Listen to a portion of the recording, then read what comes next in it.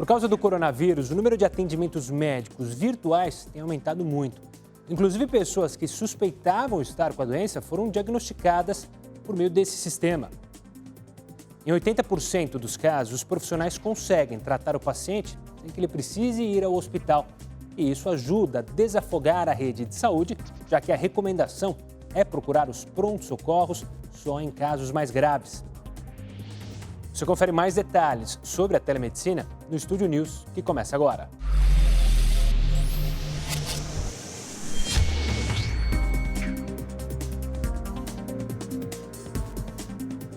A liberação das consultas médicas online em caráter de emergência foi aprovada pela Câmara dos Deputados e pelo Senado enquanto durar a crise provocada pelo novo coronavírus.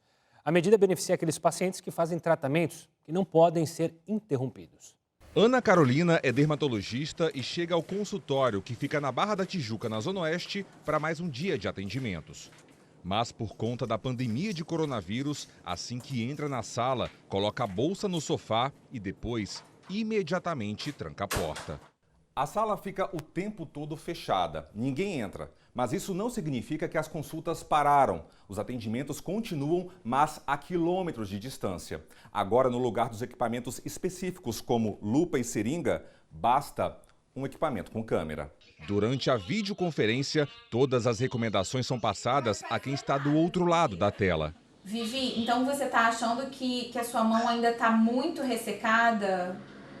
Tá bastante ressecado ainda. Em meio a essa pandemia que a gente está vivendo, isso se tornou necessário, né? Porque nós estamos evitando os atendimentos eletivos como uma forma de diminuir a transmissão do vírus. A procura por atendimentos online tem aumentado a cada dia. A medida ajuda principalmente quem precisa dar continuidade a tratamentos que não podem ser interrompidos. O uso da chamada telemedicina foi parar no Congresso Nacional.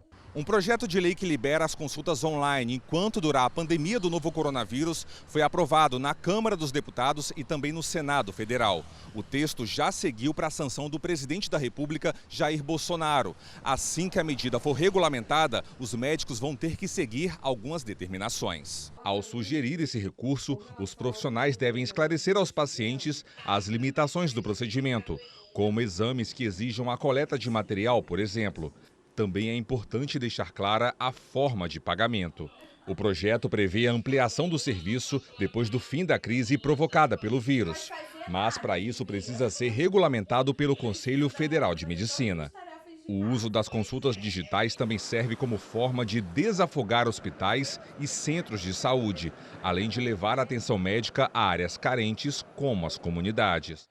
E para falar sobre esse tema, eu converso agora com o Dr. Carlos Carvalho, diretor da Divisão de Pneumologia do INCOR e coordenador do Programa de Treinamento e Assessoramento de UTIs de São Paulo. Dr. Carlos, seja muito bem-vindo. Obrigado pela participação aqui conosco. Olá, obrigado pela oportunidade.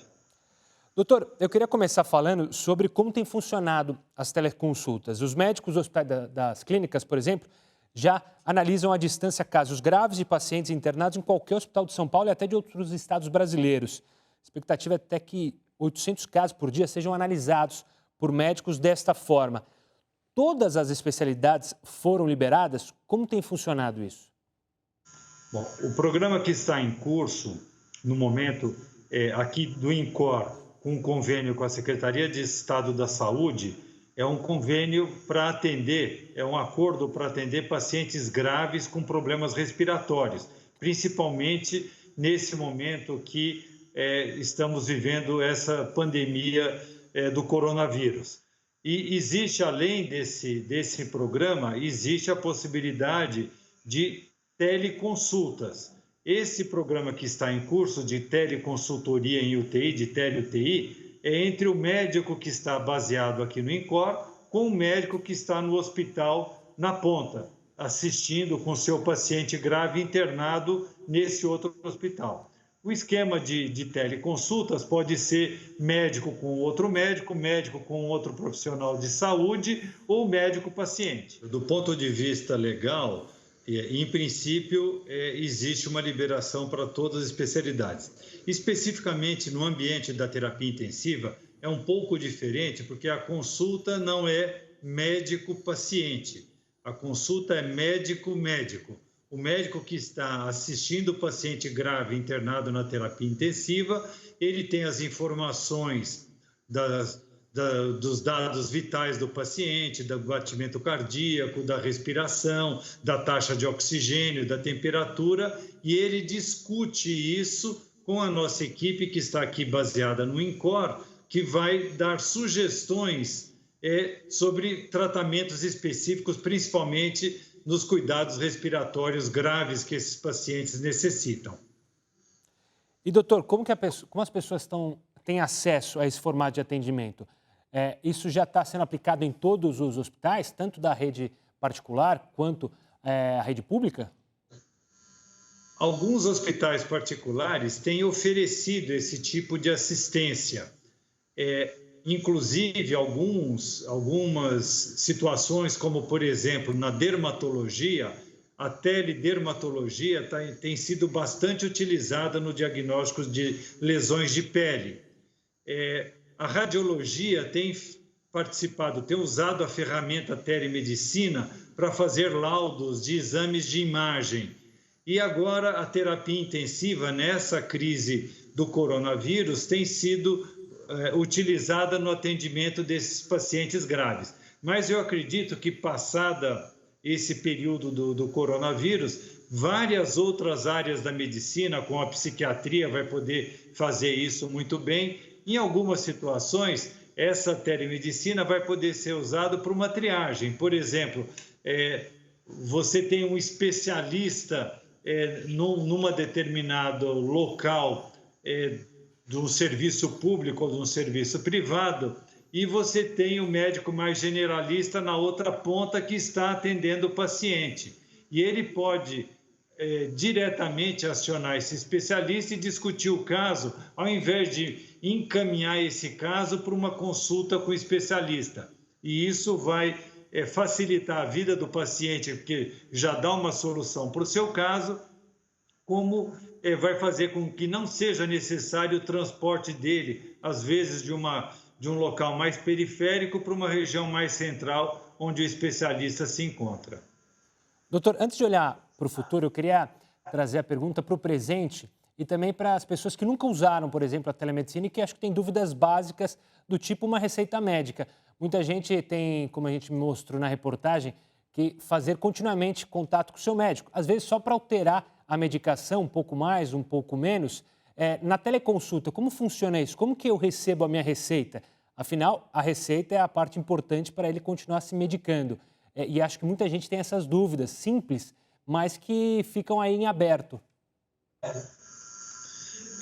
Cada conselho regional está resolvendo esse problema. Hoje, os médicos podem ter uma certificação digital e ele pode emitir uma receita com essa certificação digital. Aí, dependendo, como eu disse, cada cidade, cada conselho regional vai definir uma forma de como essa receita vai poder chegar à mão do paciente para que ele possa ter acesso à medicação. Se ele estiver já registrado no serviço público e ele vem com um tratamento crônico, é só uma revalidação dessa receita depois dessa teleconsulta vai ser possível ser feito. Doutor, eu quero entrar mais uma vez nessa questão particular e rede pública. A rede particular, as pessoas têm alguns acessos a aplicativos, até alguns hospitais criam já programas com essa especificidade. Na rede pública, como que o nosso SUS tem trabalhado com a questão da telemedicina? Está preparado para usar o prontuário eletrônico, para disponibilizar aos profissionais da saúde toda a tecnologia necessária para ele ter acesso a justamente os documentos do paciente, ao estado de saúde do paciente e ter contato com o paciente? Veja, isso veio se desenvolvendo ao longo desses últimos anos, principalmente dos últimos meses. E se desenvolveu mais ainda de janeiro para cá com a chegada do coronavírus. Isso estimulou bastante o desenvolvimento de plataformas onde esse tipo de teleconsultoria ou de teleconsulta vem se desenvolvendo, vem sendo aplicado. E o Sistema Único de Saúde, dependendo, alguns estados já tinham alguns programas já bem desenvolvidos e outros estados estão desenvolvendo a partir de agora.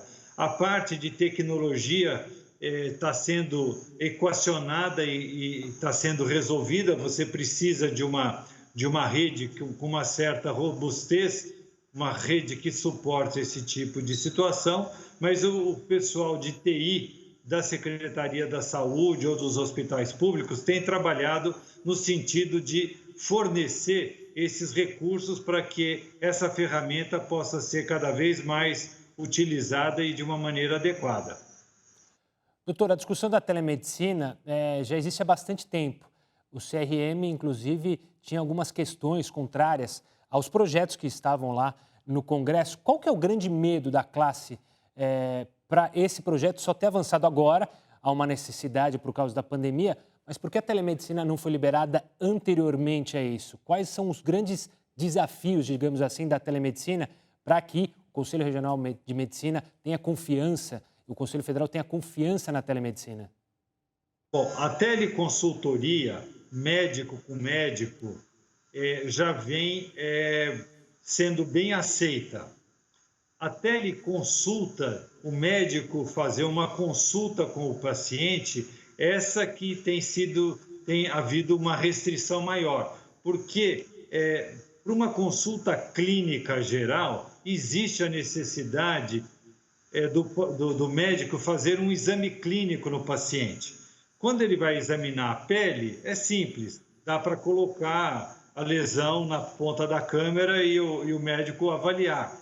Mas quando ele precisa fazer uma ausculta do tórax, uma ausculta do pulmão, do coração, uma palpação do abdômen, uma palpação da musculatura da pessoa, isso não dá para fazer numa consulta de telemedicina. Então, esse tipo de problema, como não está completamente equacionado, ele não possibilita o uso generalizado da teleconsulta. Por isso que existiam uma série de restrições quanto à sua aplicação. Por isso que quando a consulta médico com médico, ela já é mais facilmente aceita. O médico com um profissional de saúde, do outro lado, também já é um pouco mais bem aceito. Ou seja, doutor, pelo que eu entendi, isso ainda vai precisar ser debatido. Passada essa pandemia, é importante que a gente avance ainda mais e aproveite o momento para trazer soluções práticas, tanto para o paciente quanto para o médico. A gente não pode esquecer de debater mais sobre a telemedicina.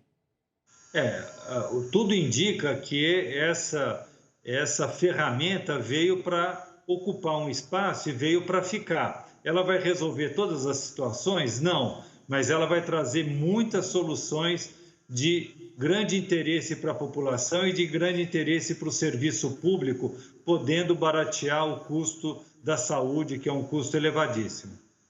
Doutor Carlos, eu quero agradecer demais a sua participação, sanando as dúvidas. Obrigado pela participação aqui no Estúdio News e até uma próxima.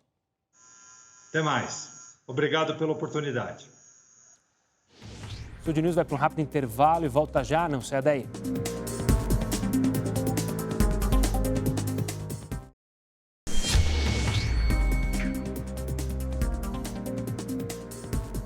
O Estúdio News está de volta e agora eu converso com o Dr. Carlos Eduardo Cassiani Camargo, diretor técnico da Startup Brasil Telemedicina. Seja muito bem-vindo, doutor. Obrigado pela participação aqui conosco. Eu que agradeço a oportunidade de nós podermos falar de um assunto tão importante nesse momento. Doutor, ele é muito importante, mas ele foi meio feito às pressas, né? Muito pela necessidade por causa da pandemia. Então, tem médico que usa determinado equipamento, tem outros médicos que usam outras plataformas. Isso pode atrapalhar, neste momento, a ligação entre médico e paciente, sem essa, digamos assim, regulamentação adequada? Com certeza, esse é um fato muito importante, sim, que você disse. A minha empresa, por exemplo, ela está trabalhando há 10 anos na construção desse software para a comunicação entre médicos ou outros médicos e através de médicos e pacientes. E existem, claro, como existem outros países que estão mais adiantados que nós, eles já têm regras rígidas para que possa ter proteção dos dados numa conexão dessa, onde nós tratamos de doença de pessoas. O que está acontecendo agora, apareceram no mercado muitas empresas que não estavam preparadas e foram oportunistas em usar o fato de liberação da telemedicina e colocar vários meios para que os médicos pudessem usar.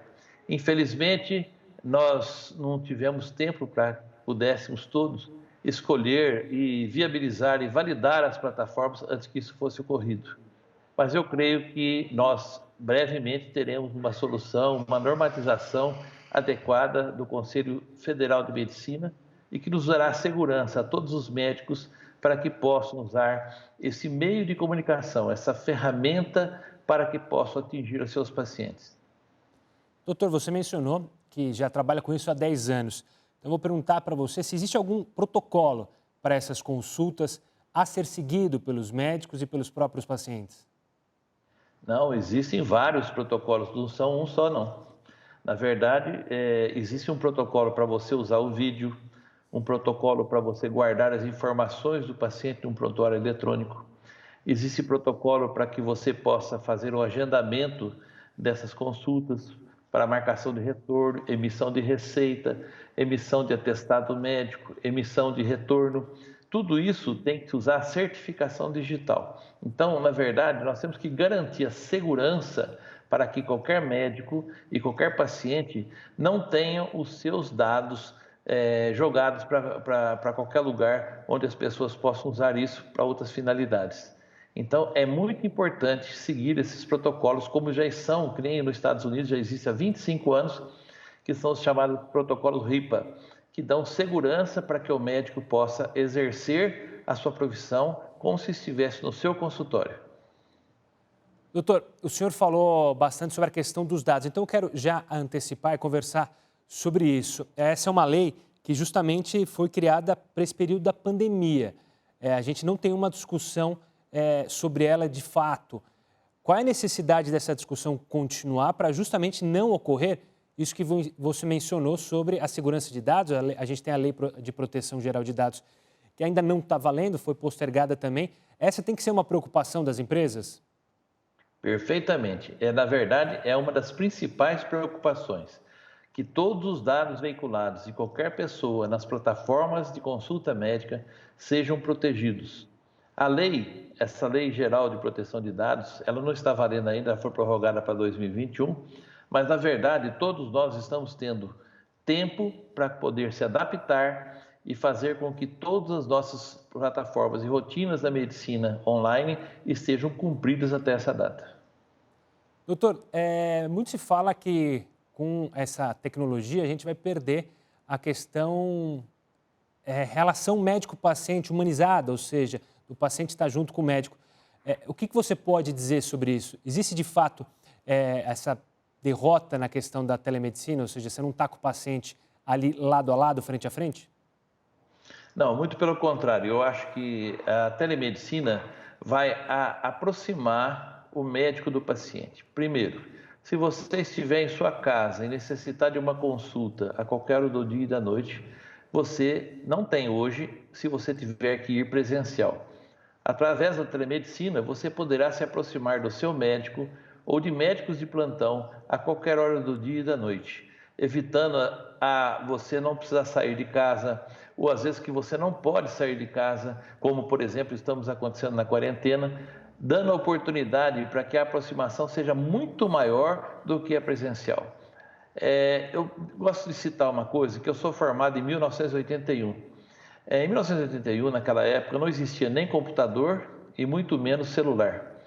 E todos os médicos da minha geração, que são a maioria hoje em atividade, eles tiveram uma formação muito presencial, muito realmente dura nesse sentido. Então, essa adaptação está sendo difícil para a nossa classe médica. A exemplo disso, há vários anos, acho que 8 a 10 anos, foi instituído o prontuário eletrônico, praticamente obrigatório para os médicos, e praticamente quase que ninguém usa. Então, são fases e adaptações que a tecnologia força e traz benefícios para a população e que aqueles que ainda foram criados ou foram estudados em épocas diferentes ainda estão com dificuldades de aceitar essa proposição de uso da telemedicina. Doutor, eu quero olhar mais para o futuro. Obviamente, eu acredito que o senhor concorda que a telemedicina veio para ficar de fato, mas a gente tem outras tecnologias cada dia mais presentes na nossa vida. Hoje a gente tem ferramentas que podem medir o nosso sono, o nosso batimento cardíaco, o nosso nível de estresse, tudo através de um relógio, por exemplo. O quanto as tecnologias podem ajudar, principalmente na medicina preventiva, ou seja, saber como o paciente está, se prevenir até de uma futura pandemia, tendo acesso a esses dados do paciente? Nós temos hoje uma grande dificuldade, principalmente no Brasil, quando se fala em prevenção primária. Todos os projetos que foram feitos de prevenção primária estão muito aquém do que deveria ser feito.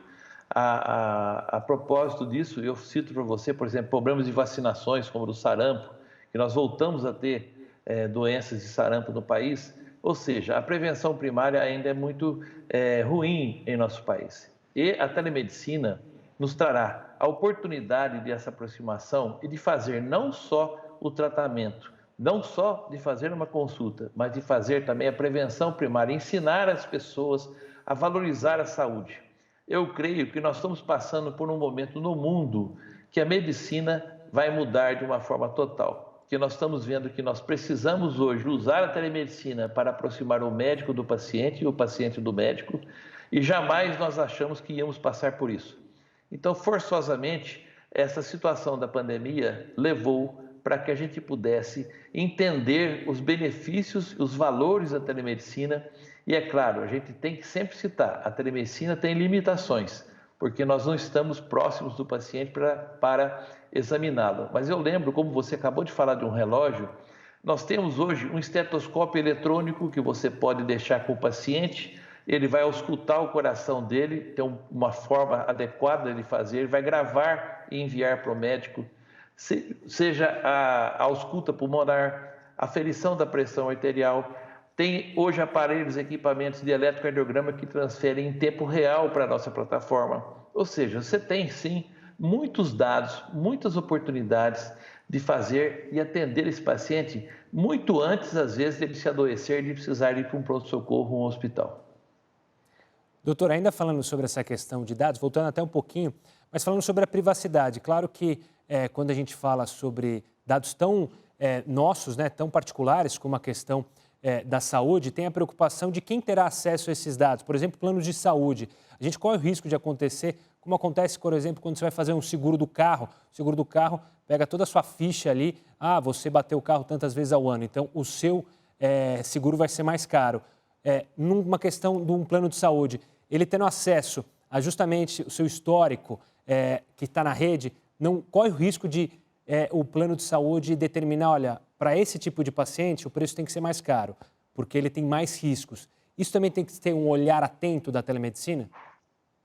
Com certeza. Na verdade, o prontuário médico, onde contém as informações do paciente, ele é protegido por lei. Somente um médico pode ter acesso a essas informações. E assim mesmo tem que ser o médico que atende aquele paciente. Então, como na minha plataforma, nós também temos uma segurança muito grande, temos uma hierarquização de senhas e de logins para que as pessoas não possam, de maneira alguma, ter acesso a informações que não são possíveis de serem acessadas. Mas você fala com certeza, eu tenho certeza disso que você falou, que realmente corremos um risco. Mas nós temos que lembrar que nós temos que mudar o Brasil e começarmos a fazer a coisa corretamente, a coisa certa. Porque, na verdade, é isso que o mundo futuro espera de todos nós. Ou seja, se adiantar, usar o exemplo do que a gente está passando hoje para prevenir para os problemas futuros, tanto quanto a doenças, quanto a legislações e burocracia, né, doutor? Exatamente. Nós temos que aprender com os acontecimentos. Para muitos que estão achando que as empresas podem quebrar ou que as pessoas estão muito dentro de casa ou outros problemas que poderiam vir, você pode ter certeza que está trazendo um aprendizado muito grande para toda a população do mundo, não é só do Brasil. nós vamos passar a enxergar coisas que a gente não enxergava, porque a correria tanto do dia a dia não nos deixa chegar a esse ponto. Acredito que nós temos um marco hoje entre o que existia antes e o que vai existir depois do Covid, porque realmente houve uma mudança, uma adaptação forçada e a gente não sabe ainda por quanto tempo, para que todos possam continuar vivendo, continuar trabalhando e podendo manter as suas famílias. Dr. Carlos, obrigado pela participação aqui conosco para falar sobre um tema tão necessário, ainda mais neste período. Até uma próxima, doutor. Muito obrigado a todos. Obrigado. Bom, o Estúdio News fica por aqui. Hoje eu conversei com o Dr. Carlos Carvalho, diretor da Divisão de Pneumologia do INCOR, e o Dr. Carlos Eduardo Cassiani Camargo, diretor técnico da Startup Brasil Telemedicina. Já pode acompanhar essa entrevista também pelo nosso canal no YouTube e pelo nosso podcast, que já está nas plataformas digitais como Spotify e Deezer. Semana que vem tem mais. Tchau, tchau.